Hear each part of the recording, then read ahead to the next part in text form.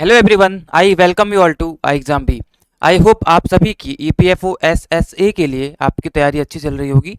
तो उसी कड़ी में अब आपका एग्जाम होने वाला है, तो उसके लिए आपके लिए लास्ट टाइम भी ज़रूरी हो जाता है कुछ क्वेश्चंस को प्रैक्टिस करना। ओके, यहाँ पे मैं अपने इन वीडियोस के माध्यम से आपको जनरल अवेयरनेस की प्रैक्टिस कराऊंगा।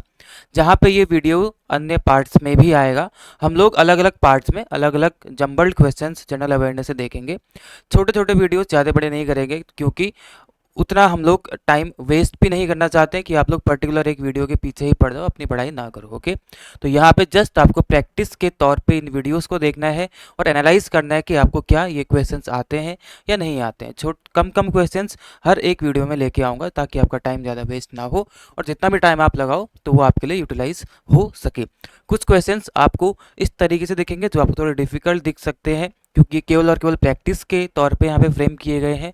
कुछ क्वेश्चंस आपको इजी भी दिखेंगे जो कि इस तरीके से रहेंगे, ठीक है, ताकि आपको मालूम चले कि आप जो भी क्वेश्चंस कर रहे हैं वहाँ से क्या क्या फैक्ट्स आप ले सकते हैं, उनको भी आप गैदर कर सको। ओके, तो ज़्यादा बात नहीं करते हैं, अपने इस वीडियो को स्टार्ट करते हैं। As you all know that this video is going to be for EPFO SSA, and I hope you will be liking the video. Okay, so now starting from the first question, what first question says is, with reference to the Attorney General of India, consider the following statements. Attorney general of India के संदर्भ में आपको इन statements को consider करना है, उसके आधार पे आपको आंसर्स देने हैं। What the first statement is? The first statement is, he should be qualified to be appointed as a judge of the Supreme Court, whether it is right or wrong. He gives advice to the government of India upon such legal matters, and not to perform such other duties of a legal character as may from time to time be referred or assigned to him by the President of India. Third statement is, he has the right to vote in all courts in the territory of India. It is a very simple question, आपने कई बार इसको पढ़ा होगा। First of all, let me tell you who is Attorney General of India. As you all are preparing, तो आप सभी को पता ही होगा अटॉर्नी जनरल ऑफ इंडिया क्या होता है।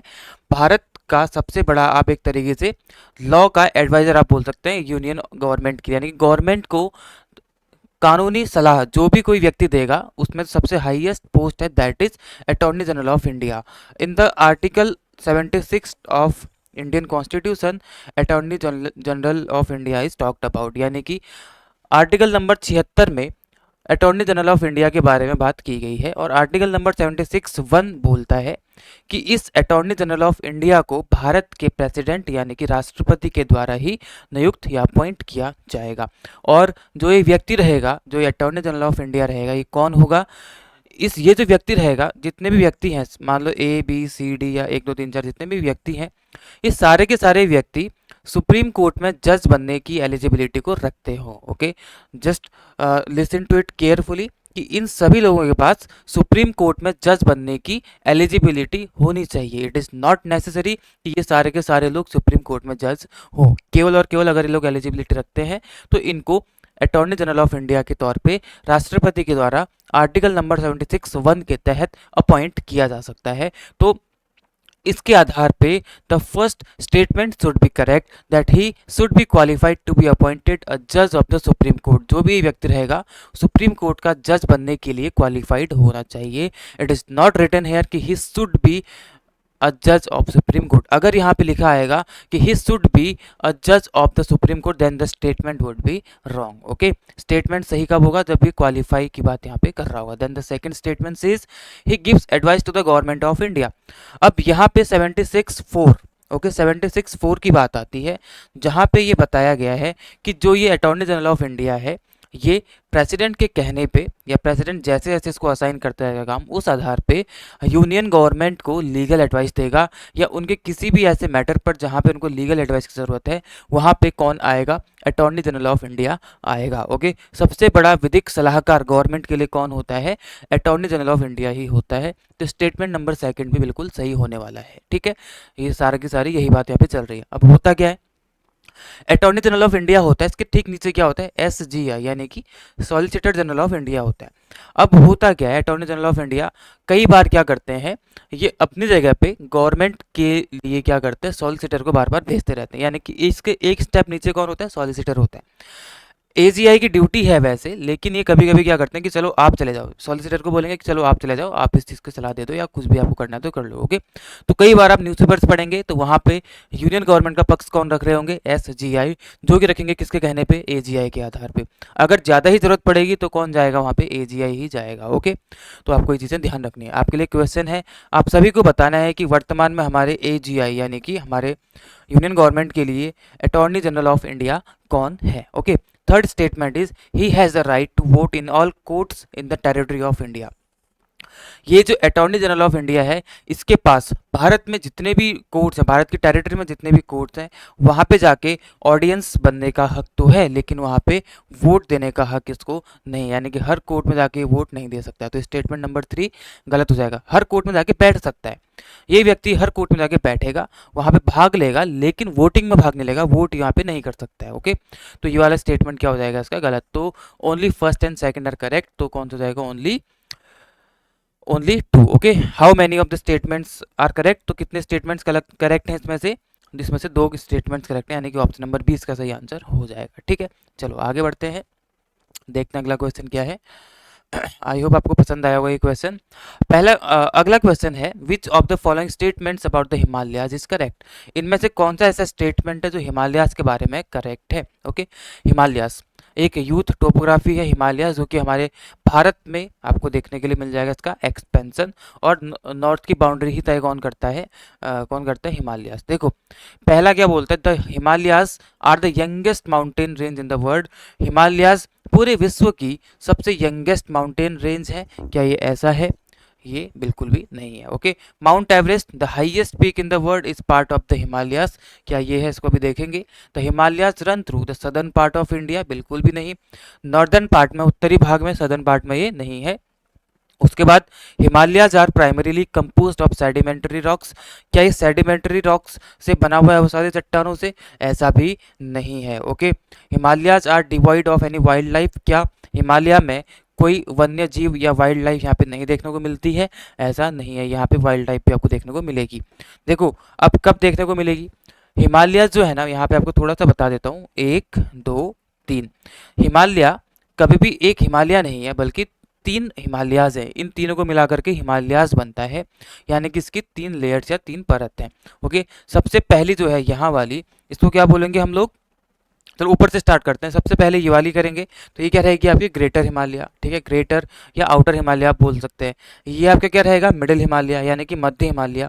और ये क्या रहेगा आपका, शिवालिक। ओके, यानी कि सबसे बाहर का जो है, सबसे नीचे का जो हिमालय, दैट इज शिवालिक। तो Shivalik, middle and greater Himalaya, ये 3 हिमालयाज है। अब हो सकता है कि ग्रेटर हिमालय में आपको कोई वाइल्ड लाइफ देखने को ना मिले, यहाँ पे पेड़ पौधे या कुछ देखने को ना मिले, लेकिन शिवालिक में आपको देखने के लिए मिल जाएगा। इसलिए स्टेटमेंट बिल्कुल गलत रहेगा, ये यहाँ पे सही नहीं रहेगा। ठीक है, क्योंकि शिवालिक हिमालय में देखने के लिए मिल जाते हैं। अब जो यहाँ पे सेकंड स्टेटमेंट था, mount Everest. Obviously mount Everest किसकी एक पीक है, किसकी हाईएस्ट पीक है वर्ल्ड की, किसका पार्ट है, हिमालयाज का, ये ग्रेटर हिमालयाज का पार्ट है। और ये माउंट एवरेस्ट कहाँ पे है, नेपाल में। भारत का जो पड़ोसी देश है नेपाल, वहाँ पे आपको माउंट एवरेस्ट देखने के लिए मिलेगा। और इसकी हाइट कितनी है वर्तमान में, 8,848.83 मीटर। ओके, 0.83 मीटर इसकी, इतनी हाइट इसकी अब बढ़ चुकी है। ओके, तो ये इसकी हाइट, ठीक है, इस पीक की। तो ये आपका हिमालय है, और इस हिमालय के पार आप जब चले जाते हो, आपने पहले शिवालिक पार किया, मिडिल में आए, मिडिल पार किया, ग्रेटर में आए, ग्रेटर पार करोगे तो इसके पार जाओगे तो यहाँ पे आपको एक एरिया देखने को मिलेगा जो कि तिब्बत का एरिया है बेसिकली। उसको हम लोग बोलते हैं ट्रांस हिमालय। ट्रांस मतलब क्या होता है, किसी भी चीज़ को पार करना। तो जब आप ये हिमालय को पार करोगे तो इस एरिया में जाओगे, दैट इज ट्रांस हिमालय। तो ट्रांस हिमालय कोई पर्वत या पहाड़ की रेंज नहीं है, बल्कि वो एक रीजन है जो कि हिमालयाज के पार है। ओके, वो है ट्रांस हिमालय। खैर, ये था आपका, तो इसमें सेकंड स्टेटमेंट बिल्कुल सही हो जाएगा। Which of the following statements about the Himalaya is correct, then the second statement about Himalaya is absolutely correct. Okay, I hope you have got the answer. अब हम आगे बढ़ेंगे अगले क्वेश्चन की तरफ। अगला क्वेश्चन है, which country has been officially welcomed as the 31st member of the NATO alliance. काफ़ी इंपॉर्टेंट क्वेश्चन है, आप अपने एग्जाम में इसको एक्सपेक्ट कर सकते हो। ठीक है, ये क्वेश्चन आपके एग्जाम में बनेगा, इसकी उम्मीदें काफ़ी ज़्यादा हैं आपके लिए। क्या बोल रहा है ये, अभी हाल ही में क्या हुआ, जो एक नाटो है, नाटो क्या है, नॉर्थ अटलांटिक ट्रीटी ऑर्गेनाइजेशन, जिसमें कि 31st मेंबर्स हैं, मेंबर नेशंस है उन सभी का, जितने भी नॉर्थ अटलांटिक यानी कि जो नॉर्थ अटलांटिक वाला एरिया है वहाँ के जितने भी अ, देश हैं उन सभी का एक ग्रुप है, पॉलिटिकल और मिलिट्री अलायंस है। ठीक है, कैसा अलायंस है ये? पॉलिटिकल एंड मिलिट्री यानी कि राजनीतिक और मिलिट्री अलायंस है। इसमें कितने देश हैं? 31 नेशंस इसमें है। ठीक है, तो इन कंट्रीज का एक ग्रुप है जिसको हम लोग बोलते हैं नाटो। तो इस नाटो में एक कंट्री अभी हाल ही में as a 31st member. Okay, तो लेटेस्ट कौन सी कंट्री इनमें से ऐड हुई है तो आपको बताना है। इटली, एस्तोनिया, क्रोएशिया, फिनलैंड या फिर लातविया, इसमें से एक इसका आंसर होने वाला है। देखो क्या रहेगा, 4 अप्रैल के टाइम पे इसको एक समिट हुई थी, तो वहाँ पे इसको वेलकम किया गया एज ए 31st मेंबर। अब 31st इसका मतलब इसमें कितने मेंबर्स रहेंगे? 31st। सबसे पहले नाटो के बारे में जान लो। नाटो एक पॉलिटिकल और मिलिट्री अलायंस है। ठीक है, जितने भी 31 नेशंस हैं इनमें से अगर मान लो ये एक ना ग्रुप की तरह काम करेंगे, एक अलायंस है, ग्रुप की तरह काम करेंगे। मान लो इनमें से किसी भी एक पे अटैक कर दिया गया, ठीक, किसी भी एक कंट्री पे किसी दूसरी कंट्री के द्वारा अटैक कर दिया गया, तो ये माना जाएगा कि नाटो पे अटैक किया गया है और ये 31st देशों की सेनाएं सम्मिलित रूप से उस कंट्री के खिलाफ काम करेंगी। ओके, तो ये है आपका नाटो अलायंस, जो कि बेहद ही पावरफुल एक तरीके से माना जाता है। ये पॉलिटिकल यानी कि यहाँ पे इनके पॉलिटिकल रिलेशंस भी चलते हैं और मिलिट्री अलायंस भी यहाँ पे इनके चलते हैं, तो ये एक ऐसा ग्रुप आपको देखने के लिए मिल जाएगा। तो जो अभी 31 इसमें नेशन से आपको यहाँ पे दिखाई देगा, आप चाहो तो इसका स्क्रीनशॉट ले सकते हो।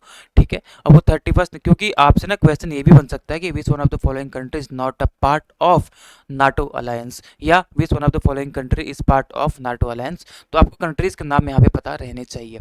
ठीक है, स्टार्ट करते हैं। मैं नाम लेते भी रहता हूँ, आप स्क्रीनशॉट भी ले लो।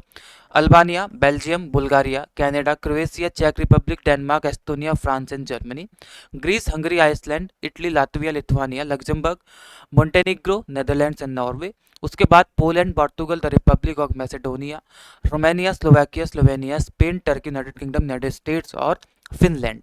अब जो इसमें फिनलैंड आपको लास्ट में दिखाई दिया, ये इनके क्रम के आधार पे है। ठीक है, इसी तरीके से तो जो इसमें लास्ट में आपको फिनलैंड दिखाई दे रहा है, यही 31st मेंबर है, यानी कि फिनलैंड अभी हाल ही में इसका 31st नेशन बना है। ठीक है, फिनलैंड, फिनलैंड, नॉर्वे, स्वीडन, आपने ये सारी कंट्रीज एक साथ देखी होंगी यूरोप के ऊपर। ठीक है, यूरोप के ऊपर जाओगे तो वहाँ पे आपको 3 कंट्रीज दिखाई देंगी, फिनलैंड, स्वीडन एंड नॉर्वे। ये 3 कंट्रीज आपको एक साथ दिखाई देंगी वहाँ पे।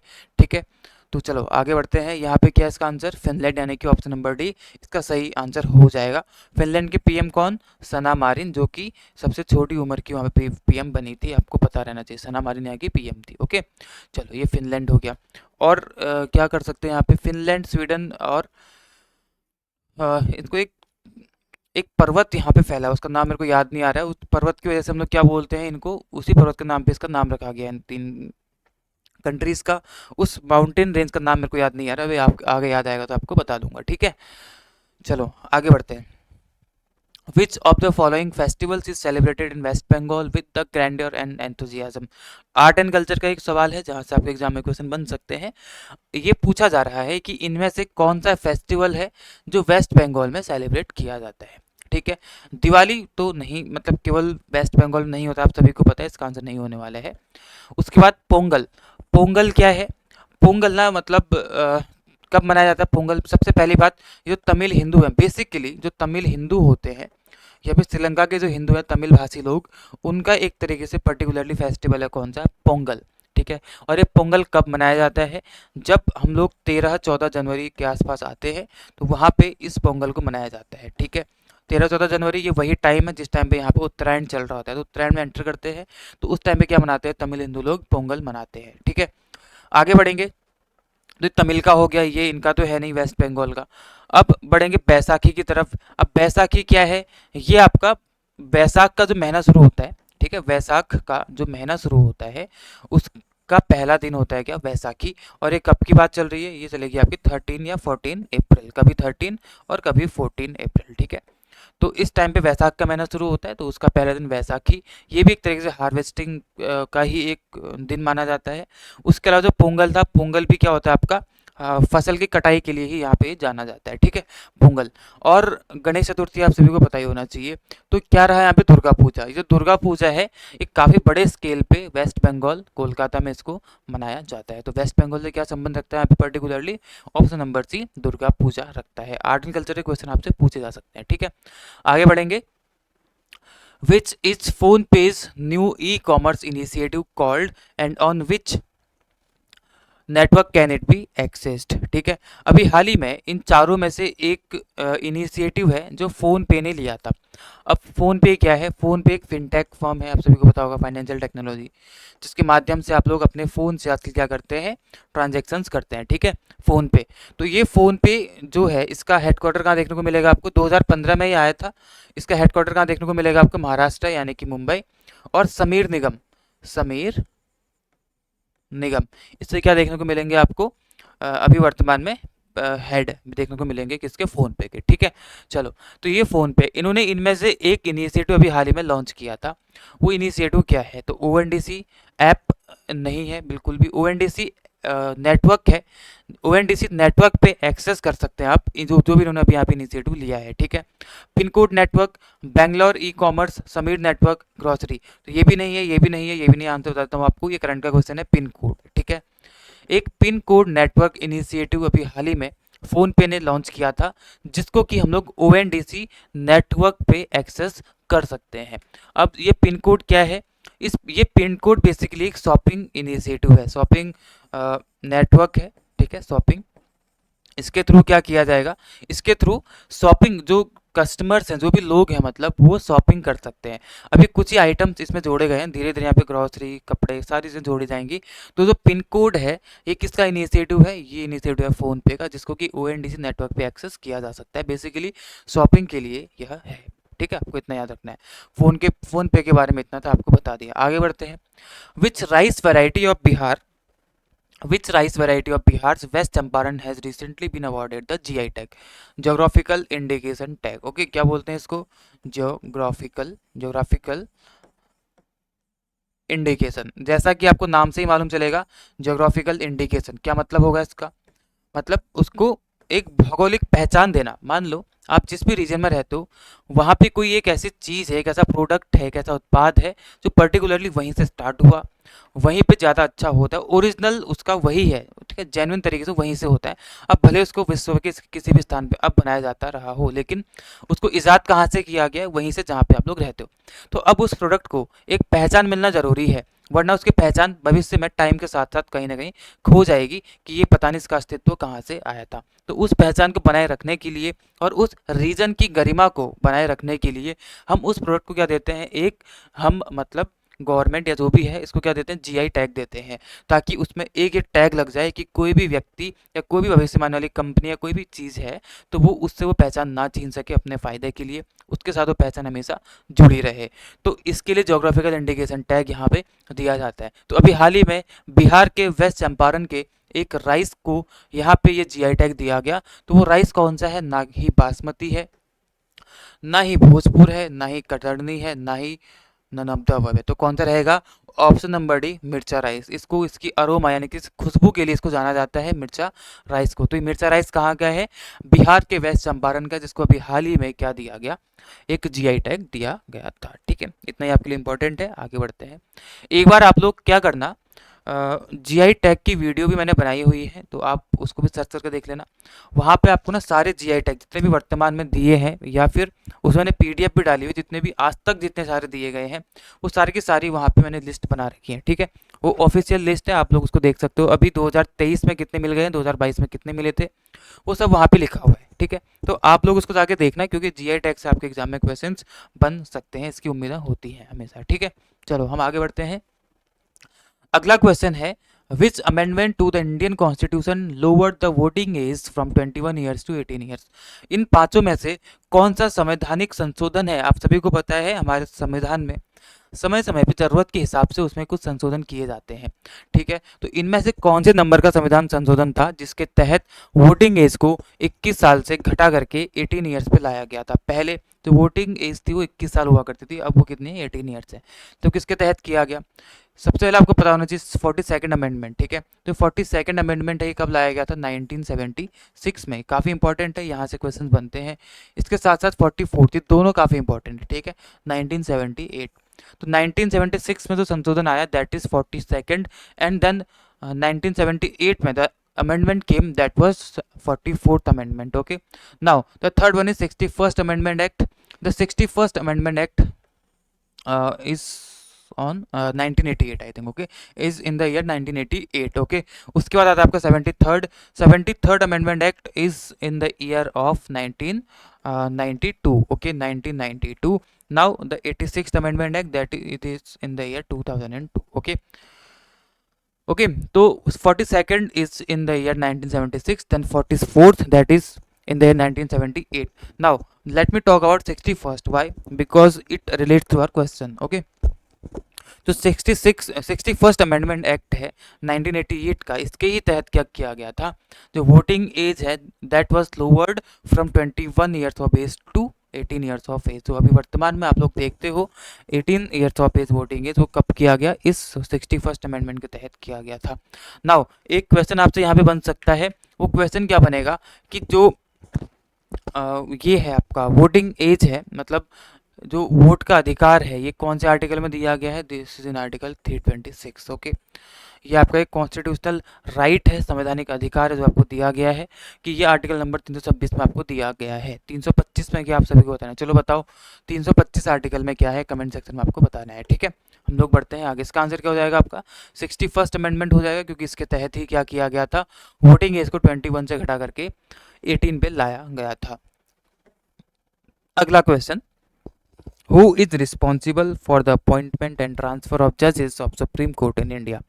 इन पांचों में से सुप्रीम कोर्ट का जो जज है उसकी अपॉइंटमेंट या फिर ट्रांसफर को अगर करना है तो उसके लिए कौन इनमें से रिस्पॉन्सिबल है, आपको बताना है, ठीक है। कौन रिस्पॉन्सिबल है, देखो ध्यान रखना, यहाँ पे CJI की बात नहीं हो रही है। CJI क्या होता है, चीफ जस्टिस ऑफ इंडिया, जो कि सुप्रीम कोर्ट का चीफ जस्टिस होता है, ठीक है। तो यहाँ पे हम CJI की बात नहीं कर रहे हैं, बल्कि अन्य जजेस की बात कर रहे हैं। तो आपको बताना है कि कौन रिस्पॉन्सिबल होता है, जितने भी जजेस इसके नीचे बाकी सारे के सारे हैं, उन सभी जजेस को अपॉइंट करने के लिए या फिर उन सभी को बाहर निकालने के लिए, उनको निष्कासित करने के लिए इनमें से कौन रिस्पॉन्सिबल है, राष्ट्रपति, प्रधानमंत्री, या फिर CJI, या फिर पार्लियामेंट, या फिर गवर्नमेंट, इनमें से क्या रिस्पॉन्सिबल है। देखो यहाँ पे बहुत लोगों को लग सकता है क्योंकि ये सुप्रीम कोर्ट के जजेस हैं और CJI के अंदर हैं, तो इनको CJI ही अपॉइंट करेगा और यही इनको बाहर निकालेगा, रिमूव भी करेगा, लेकिन ऐसा नहीं होता है, ठीक है। जो सुप्रीम कोर्ट का चीफ जस्टिस होता है, इसकी एडवाइस के आधार पे, इसका एडवाइस ले करके प्रेसिडेंट इन सभी को नियुक्त करता है, और इसी के होते हुए इन्हीं की एडवाइस के आधार पे प्रेसिडेंट इन सभी को रिमूव करता है।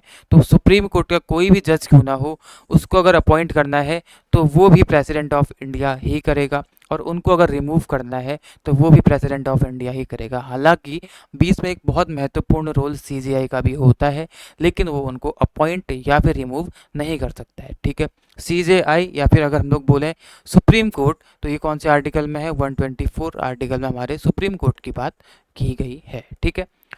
चलो आगे बढ़ते हैं। पार्लियामेंट, अभी आपको पता होगा हमारे देश की नई पार्लियामेंट बनी है, ठीक है। ट्रायंगुलर उसका शेप है, ट्रायंगुलर उसका शेप है, और आपसे ये पूछ सकते हैं कि जो इसमें लोकसभा है वो किसकी थीम पे है, राज्यसभा किसकी थीम पे है, या फिर जो नई संसद बनी इसके आर्किटेक्चर कौन है जिन्होंने इसको बनाया है, या फिर पुरानी वाली संसद के आर्किटेक्ट कौन थे।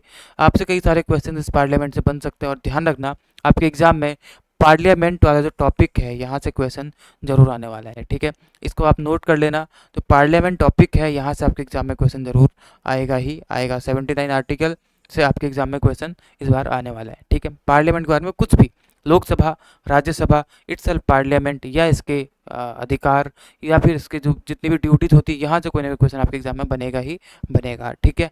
चलो आगे बढ़ते हैं हम लोग। Which of the following musical instrument is commonly associated with Hindustani classical music. देखो इनमें से आपको बताना है, फिर आर्ट एंड कल्चर का क्वेश्चन आ गया कि इनमें से कौन सा इंस्ट्रूमेंट है जो हिंदुस्तानी क्लासिकल म्यूजिक से एसोसिएटेड है। ध्यान देना, म्यूजिक की बात चल रही है। अब म्यूजिक की बात करते हैं, थोड़ा सा बताता हूँ आपको। म्यूजिक को दो पार्ट्स में डिवाइड करो। एक आपका ये जिसके बारे में यहाँ पे बात की गई है, that is Hindustani Hindustani classical music, ठीक है। एक हो गया आपका हिंदुस्तानी क्लासिकल म्यूजिक, एंड सेकंड हो गया क्या, कार्नेटिक म्यूजिक, ओके। दूसरा क्या हो गया आपका, कार्नेटिक म्यूजिक। अब ये क्या क्या होते हैं, हिंदुस्तानी क्लासिकल म्यूजिक क्या है और कार्नेटिक म्यूजिक क्या है, बहुत डीप में नहीं बताऊंगा, बस इतना ध्यान रखो।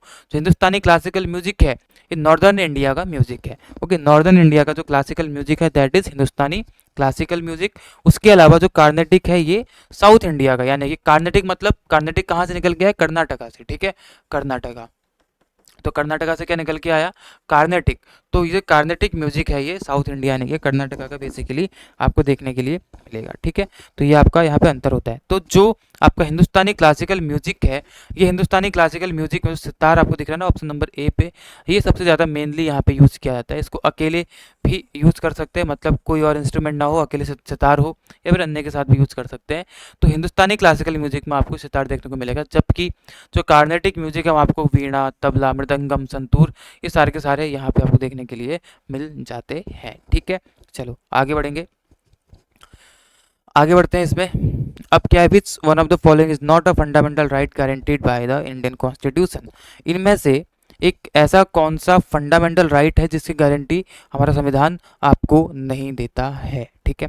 चलो बताओ इसमें से क्या होगा। Option number A right to equality, right to freedom of speech and expression, right to vote, right to education और राइट टू रिलीजन। इनमें से कौन सा ऐसा आर्टिकल है जिसकी गारंटी हमारा संविधान एक फंडामेंटल राइट होने के नाते नहीं देता है। ध्यान रखना, फंडामेंटल राइट की बात करी गई है। राइट टू इक्वालिटी यानी कि समानता का अधिकार, ये आपको कहाँ दिया जाता है, ये आपको दिया जाता है आर्टिकल नंबर 14 पे, ठीक है। आर्टिकल नंबर 14 पे दिया जाता है। और आर्टिकल नंबर 12 से लेकर 35 तक क्या चलते हैं आपके, इसके बीच में चलते हैं आपके फंडामेंटल राइट्स, ठीक है, FR। जो भी आर्टिकल या जो भी राइट आपका इन आर्टिकल्स के बीच में आएगा that is your fundamental right. Right to freedom of speech and expression आपको दिया जाता है आर्टिकल नंबर 19 में, ठीक है। आपकी स्वतंत्रता का अधिकार, बोलने का, एक्सप्रेशन का अधिकार आर्टिकल नंबर 19 में। राइट टू एजुकेशन आपको आर्टिकल नंबर 21 के अंदर दिख जाएगा, आर्टिकल नंबर 21 के क्लॉज में दिखेगा, ठीक है, सब क्लॉज में आपको दिखेगा। राइट टू रिलीजन आपको आर्टिकल नंबर 25 से दिखना शुरू हो जाएगा, आर्टिकल नंबर 25 से लेकर 28 तक, 25 में यहाँ पे लिख देता हूँ, ठीक है, 25 से 28 तक है बेसिकली। तो ये है। और राइट टू वोट कहाँ पे आपका आर्टिकल नंबर 326 में है। तो 12 से 35 के बीच में क्या नहीं आएगा, आपका राइट टू वोट है। अब यहाँ पे कुछ लोग सोचेंगे कि ये गारंटी तो संविधान देता है आर्टिकल नंबर 26 में, देता है, लेकिन ये एक फंडामेंटल राइट नहीं है, ठीक है, ये एक कॉन्स्टिट्यूशनल राइट है। ये कैसा राइट है, संवैधानिक अधिकार है। संविधान चाहे तो आगे जाकर के कुछ नियम कानून बना करके इसमें चेंजेस कर सकता है, जैसे कि 61st अमेंडमेंट में किया गया कि जो 21 साल तक के लोग थे, केवल 21 साल या उससे ऊपर के लोग थे, केवल वही वोट दे सकते थे, लेकिन चेंज करके कहाँ कर दिया गया, इसको 18 कर दिया गया। उससे पहले वो लोग एलिजिबल नहीं थे, उनको वंचित किया जा सकता था उनके इस अधिकार से, लेकिन बाद में नहीं किया गया क्योंकि अब वहाँ पे संविधान में बोल दिया गया है। तो ये एक संवैधानिक अधिकार है, ठीक है। तो संवैधानिक अधिकार है आर्टिकल नंबर 326। तो ये कहाँ पे आएगा, आपका फंडामेंटल राइट्स में नहीं आएगा। इसका आंसर क्या हो जाएगा, आपका ऑप्शन नंबर सी हो जाएगा, ठीक है। चलो, with reference to Cripps mission consider the following statements. History का क्वेश्चन है, तो टफ लैंग्वेज में लिखा है, लेकिन क्वेश्चन यहाँ पे ईजी है, ठीक है। इसमें 4 ऑप्शन क्यों है, इसमें 5 होने चाहिए थे, कोई बात नहीं। With reference to Cripps mission, Cripps mission के संदर्भ में ये 2 स्टेटमेंट्स यहाँ पे दिए गए हैं, आपको बताना है कि इसमें से कौन सा सही है और कौन सा नहीं है। सबसे पहली बात, क्रिप्स मिशन है क्या। देखो, क्रिप्स मिशन क्या है, आप सभी को पता है, जब यहाँ पे सेकेंड वर्ल्ड वॉर चल रहा था विश्व में, उस टाइम पे 1942 की बात, 2 के टाइम पे चल रहा था वर्ल्ड वॉर। 1942 में क्या होता है, मार्च 1942, इसमें क्या होता है, मार्च 1942 में क्या होता है, ब्रिटिश सरकार सोचती है, क्योंकि उनको युद्ध में क्षति हो रही होती है, उनको आर्मी की, उनको हेल्प की ज़रूरत होती है बेसिकली, तो वो क्या सोचती है कि हमें अब कुछ लोग चाहिए जो हमारी हेल्प करें, इस युद्ध में पूरे मन से सपोर्ट करें, होल हार्टेडली हमें सपोर्ट करें। इसके लिए बकरा बनाने का ट्राई किया गया हमारे हिंदुस्तान को। मार्च 1942 में सर स्टैफर्ड क्रिप्स, ठीक है, सर स्टैफर्ड क्रिप्स की अध्यक्षता में एक डेलीगेशन भेजा गया हमारे भारत में। सर स्टैफर्ड क्रिप्स, इसका नाम पूछा जा सकता है आपसे, इसकी अध्यक्षता में एक डेलीगेशन भेजा गया हमारे भारत में, और वहाँ पे बोला गया, भारत में आकर के ये डेलीगेशन मिला यहाँ पे इंडियन नेशनल कांग्रेस या फिर कांग्रेस से मिला, और साथ साथ मुस्लिम लीग से भी यहाँ पे मिला। इनसे मिलने के बाद इन्होंने ये बात करी कि आप लोग इस सेकेंड वर्ल्ड वॉर जो चल रहा है अभी यहाँ पे हमारा साथ देंगे तो हम आपको इसके ख़त्म होने के तुरंत बाद ही आपको सेल्फ गवर्नेंस दे देंगे, आप अपने देश में खुद रूल कर सकते हो। ये बात इन्होंने करी और ये ऑफर इन्होंने हमारे भारत को दिया था, ठीक है। लेकिन जब ये युद्ध समाप्त होता है तो उसके बाद इनके द्वारा दिया गया ऑफर इनके द्वारा ठुकरा दिया जाता है और ये लोग हमारे ऊपर कंप्लीट रूल शुरू करते हैं और हमारे देश को बाद में बांटने की बात भी करते हैं, तो अपने वायदे से मुकर जाते हैं।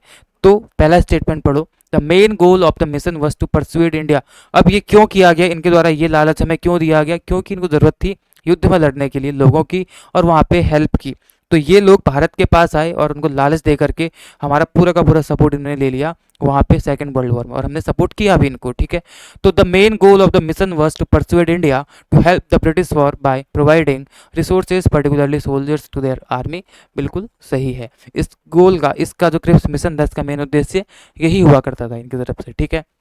The mission offered dominion status to India without a definite time frame. क्या भारत को इन्होंने एक डोमिनियन स्टेटस दिया बिना without a definite time and frame? ऐसा नहीं हुआ, ठीक है, ऐसा नहीं हुआ बिल्कुल भी। तो इसमें क्या हो जाएगा, which of the above statement is correct, only first, ठीक है, ये सही हो जाएगा, सेकंड तो गलत है। इन्होंने हमारे भारत को कंप्लीट रूल क्या है, डोमिनियन स्टेटस भी नहीं दिया, ठीक है, कुछ भी नहीं दिया इन्होंने यहाँ पे। तो यहाँ पे कंप्लीट रूल ही किया, अपने पूरे दिए हुए वादे से क्या हो गए, मुकर गए। The mission offered dominion status to India without a definite time and frame, नहीं, ये स्टेटमेंट बिल्कुल सही हो जाएगा। बताऊँ क्यों? ये स्टेटमेंट होगा बिल्कुल ठीक। ये इसीलिए ठीक होगा क्योंकि यहाँ पे बात की गई ऑफर करने की, दिया कि नहीं दिया वो बात की बात है, ठीक है। I am sorry for my mistake. यहाँ पे जो बात की गई है ये ऑफर करने की हुई। क्या इन्होंने ऑफर किया था? बिल्कुल ऑफर तो किया था, इस मिशन ने यही तो ऑफर किया था हमें कि ये लोग हमें सेल्फ गवर्नेंस देंगे, डोमिनियन स्टेटस देंगे। डोमिनियन स्टेटस मतलब क्या है कि हम लोग अपना रूल कर सकते हैं, लेकिन जो सर्वोपरि होगा वो ब्रिटिश गवर्नमेंट रहेगी। ऐसी बात इन्होंने करी थी यहाँ पे, ठीक है। तो ये इन्होंने ऑफर किया था, हालांकि ये बात मुकर गए तो बात अलग है, लेकिन यहाँ पे इन्होंने यही तो ऑफर किया था। तो स्टेटमेंट नंबर 1 एंड 2 दोनों करेक्ट होने चाहिए, तो बोथ 1 एंड 2 इसका आंसर हो जाएगा। इन्होंने ऑफर तो किया था ऐसा, लेकिन बाद में मुकर गए थे, ठीक है। चलो आगे बढ़ेंगे, आगे बढ़ते हैं, देखते हैं अगला क्वेश्चन क्या है आपके लिए। Which Indian state is famous for its traditional kathputli art form? Again art and culture, kathputli art form से कौन सा स्टेट यहाँ पे संबंध रखता है? अब कठपुतली क्या है, नाम से मालूम चला, पपेट, ठीक है। क्या है? पपेट। ये एक पपेट्री आर्ट है, ठीक है, एक पपेट्री आर्ट है। इसमें क्या करते हैं बेसिकली, इसमें स्टोरी टेलिंग होती है, बेसिकली स्टोरी टेलिंग भी होती है, और यहाँ पे जो कोई लेजेंड्स हैं जिनके बारे में बताना चाहते हैं वो सब कुछ चलता है पपेट्स के माध्यम से, ठीक है। पपेट बनाते हैं, उन सभी को यहाँ पे नचाया जाता है, एक्ट कराया जाता है इसमें। तो ये होता है यहाँ पे, किससे संबंध रखता है? राजस्थान से, ठीक है। कहाँ संबंध रखता है? डायरेक्ट याद रखेंगे आप लोग, राजस्थान से। तो पपेट्री आर्ट या पपेट डांस, कठपुतली डांस कहाँ से, जो कला है, आर्ट कहाँ से संबंध रखती है? राजस्थान से यहाँ पे संबंध ये रखती है, ठीक है। चलो आगे बढ़ेंगे।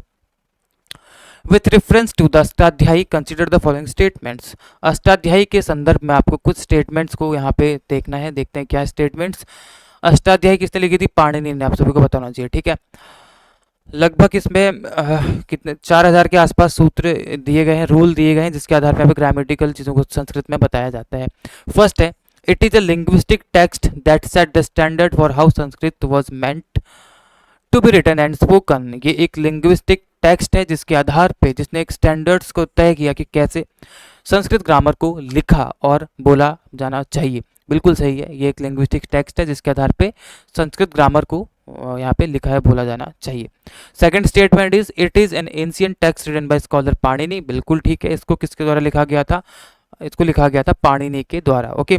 थर्ड है, it delves deep into the languages phonetics syntax and grammar. बिल्कुल, ये सिंटैक्स, फोनेटिक्स और ग्रामर्स के बारे में ही बात करता है संस्कृत के। और जो तो स्टेटमेंट तीनों ठीक है इसके, तो ऑल 3 आर करेक्ट।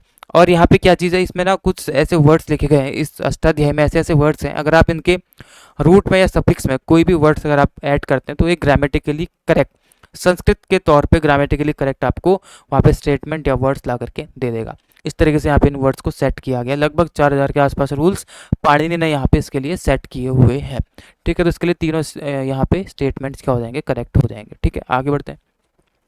तो ये क्वेश्चंस थे आज के लिए आपके लिए, ठीक है। आई होप आपको क्वेश्चंस पसंद आए होंगे, ठीक है। इस तरीके के क्वेश्चंस या इन क्वेश्चन से संबंधित फैक्ट्स या कुछ ऐसी चीज़ें आपसे पूछी जा सकती है, तो आपको उन सभी को पढ़ लेना चाहिए लास्ट टाइम पे। ठीक है, एग्जाम तक मैं अन्य पार्ट्स इसके लेके आता रहूँगा, पार्ट 1 2 3 4 जितने भी हो सकते हैं, जहाँ पे हम लोग मिक्स क्वेश्चन जनरल अवेयरनेस के देखेंगे। आज ज़्यादातर आर्ट एंड कल्चर पॉलिटी के थे, आगे आने वाले क्वेश्चन वीडियोज़ में हम लोग अन्य सब्जेक्ट्स जो जनरल अवेयर्स के रहते हैं उनको भी हम लोग यहाँ पे करेंगे। ठीक है, तो फिर मिलते हैं आपसे नेक्स्ट वीडियो में। अपनी पढ़ाई को ऐसे जारी रखिएगा, be 50% faster, and thank you all.